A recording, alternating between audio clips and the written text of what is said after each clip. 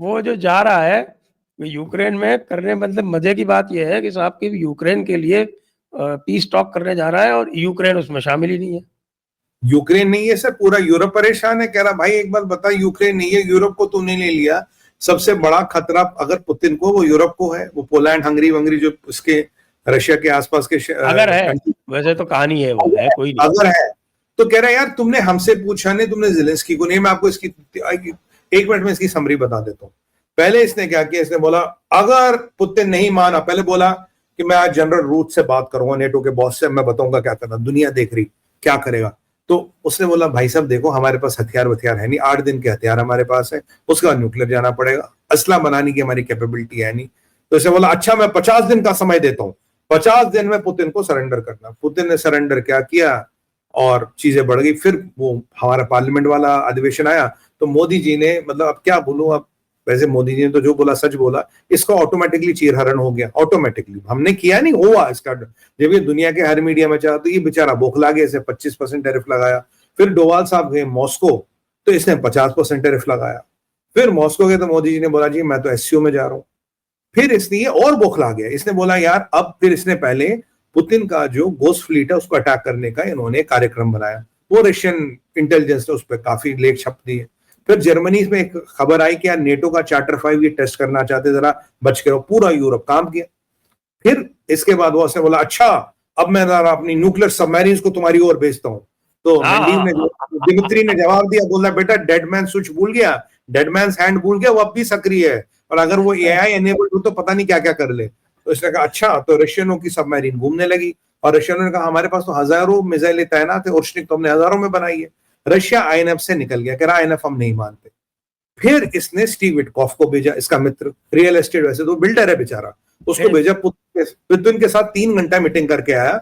ये गया था मनाने, पुतिन जी आप आइए हमारी डेस्टिनेशन पे, दिमित्री को बिठाएंगे और आप आपस में बायलैटरल करेंगे और ये ट्रम्प बनेंगे मामा, कल्लू मामा, मतलब ये दोनों को मांडवली कराएंगे। उसने कहा भैया मैं इंटरेस्टेड नहीं हो जाने, वो चला गया। उसके अगले दिन अजीत डोवाल साहब आते, अजीत डोवाल साहब कहते हैं भाई पुतिन साहब आ रहे हैं भारत और बड़े बड़े हम इनके साथ एमओयू वगैरह साइन कर रहे हैं। तो अब इसका सैंक्शंस का थ्रेट नहीं चला, टैरिफ का थ्रेट नहीं चला, न्यूक्लियर नहीं चला, आर्थिक नहीं चला। विटकॉफ जब फेल हो गया तो तब उसने कहा अब मैं पुतिन से जाके मिलूंगा। चाइना हमेशा हमारे हर चीज के लिए हमारे ऊपर तंज कसता था, हमारे ऊपर हंसता था, लेकिन अभी इनकी जो रुख है वो चेंज हो गया है। और ये मैं पहली बार देख रहा हूं पिछले 15 सालों में कि भारत की तारीफ इन्होंने करनी शुरू कर दी है। हमारा बिगेस्ट राइवल है, सबसे बड़ा दुश्मन है, लेकिन जब ओपनली प्रेज करे अपनी मीडिया के अंदर, इसका मतलब है कि जो टॉप से इंडिकेशंस आया है कि भारत की तारीफ करनी है। आगे जाकर अगर चाइना को कोई बचाएगा वो भारत बचाएगा। Yes, you heard that right. Chinese economist, Chinese strategist, even की जो स्टेट मीडिया है, उन्होंने आहिस्ता आहिस्ता भारत की प्रेज करनी शुरू कर दी। यहां तक कि एक रिपोर्ट आई है कि भारत की जो पिछले 10 साल की डिप्लोमेसी है उसे भी उन्होंने स्टडी करना शुरू कर दिया है, क्योंकि तब तक ये पुतिन से मिलने की बात नहीं कर रहा था। अच्छा, जब इसने पुतिन से मिलने की बात करी, शी जिनपिंग ने पुतिन को फोन किया और बताया कि कुछ बताया, तो लिवरेज दी या उसको लाइबिलिटी दी। यहां से ब्राजील के लूला साहब का फोन आता मोदी जी को, वो कह रहा मैं ट्रंप से बात नहीं करूंगा, मोदी से बात करूंगा। यहां से ब्रिक्स की कंट्रियां सक्रिय हो गई। यहां से खबर दो आई, 2 इंपॉर्टेंट खबर आई। पहली खबर आई कि America is at the doors of recession. जो आंकड़े आए हैं बीएलएस के 3 महीने के क्वार्टरली नंबर्स, उसके बाद you are knocking at recession, that is almost sure. फिर इसने अपनी बात को काटा, उसी दिन से बोला कि खबरदार अगर मेरे टैरिफ्स को उल्टा कर दिया तो भैया अमेरिका में 1930 वाला ग्रेट डिप्रेशन आएगा। अब वो कौन सा होवेल एक्ट था, वो मैं उसका नाम बोल रहा हूँ, वो 1930 में लाए थे ये। उन्होंने क्या किया था सर, तब भी इन्होंने इंपोर्ट ड्यूटियां चीजों की ऐसे बढ़ाई थी और हुआ क्या, दुनिया ने इनका बहिष्कार कर दिया। उन्होंने तभी बोला अगर अमेरिका से व्यापार करना इंपोर्ट ड्यूटियां इतनी लेंगी, जिसको ये टॉम उसका नाम मैं बोल रहा हूँ, हुवेल था, हुवेल वेली एक्ट या कुछ 1930 में आया था। हर्बर्ट हुवर, नहीं, कुछ उसका हेली का नाम, slipping my name. It was a act जिसके कारण ग्रेट डिप्रेशन आया। उसमें क्या हुआ, उन्होंने बोला अगर अमेरिका से व्यापार करना आपको इतनी इंपोर्ट ड्यूटी देनी है। इसी ने उसी मॉडल को कॉपी करके बोल दिया भाई अगर अमेरिका से व्यापार करना इतना टैरिफ देना है, इंपोर्ट ड्यूटी का नाम इसने टैरिफ कर दिया। अब जब ये हुआ, आपको पता संजय सर, दुनिया ने जब इनका बहिष्कार किया 1930 में, 4 साल के अंदर अंदर अमेरिका का जीडीपी 65% श्रिंक हो गया और आया ग्रेट डिप्रेशन, जिसपे अमेरिका लगभग दिवालिया होने के कगार पे आ गया। वही अब जो ट्रंप को ये सारे प्रकरण दिखे, सारी चीजें दिखे, अब ट्रंप ने क्या बोला, कल को अगर ये हो गया ये मत बोलना मैंने नहीं बोला था, आई वॉन्ट यू बिफोर।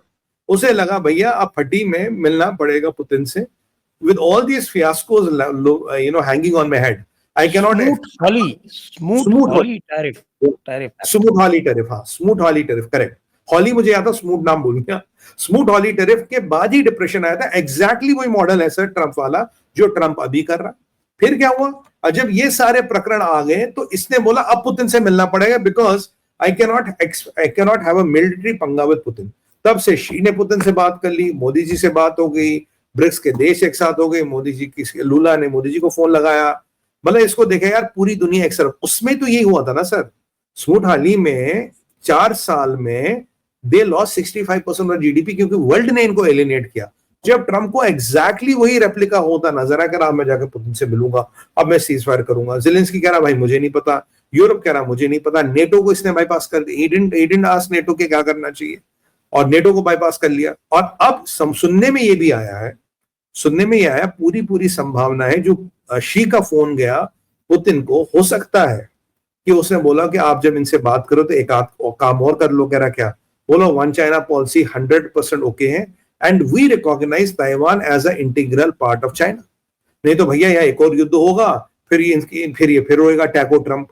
तो अब आप का मतलब हम सर हैरान नहीं हो सकते अगर ये चीज भी सामने आई कि ताइवान का भी एक पेच पुतिन ने डाल दिया, भैया वो चाइना वाला कह रहा है कि ये करना पड़ेगा, नहीं तो दिक्कत हो जाएगी, नहीं तो अगला युद्ध वहां शुरू होगा, तुम लड़ नहीं पाओगे। और यहाँ आपको एक और डेवलपमेंट बता दूं, यहाँ 2-3 महीने पहले हमारा किम है ना, किम, इसने सर एक 13 मीटर हल्क वाली सबमरीन बना डाली।